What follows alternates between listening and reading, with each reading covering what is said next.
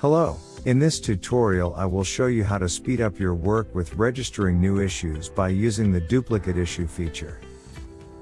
If you have a situation when successive added issues have many common properties or the similar issue exists, only with one different property, for example, in a different location, the issue duplicates function will come to your aid.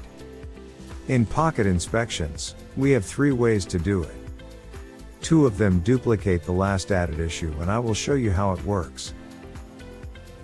On this screen have listed issues, and during the inspection, we see another scratched door panel but in a different apartment. So now, to duplicate the last added issue we click on the duplicate button at the bottom right side. And as you can see, some of the fields that were filled with the previous issue were also automatically filled up.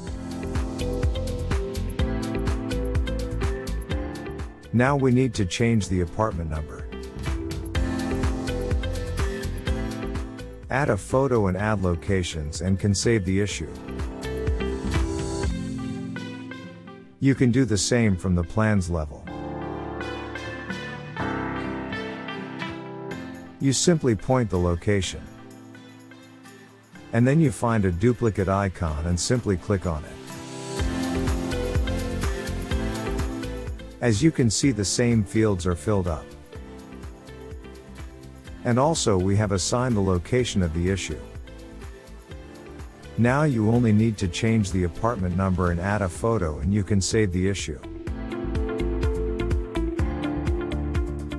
The last method to duplicate issues can be used to copy the selected issue.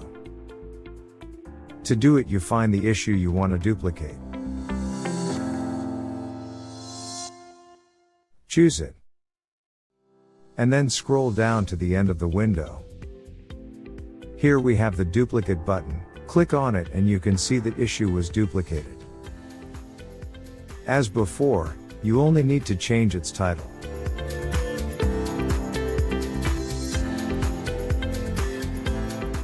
Add a photo and location, and you can save the issue.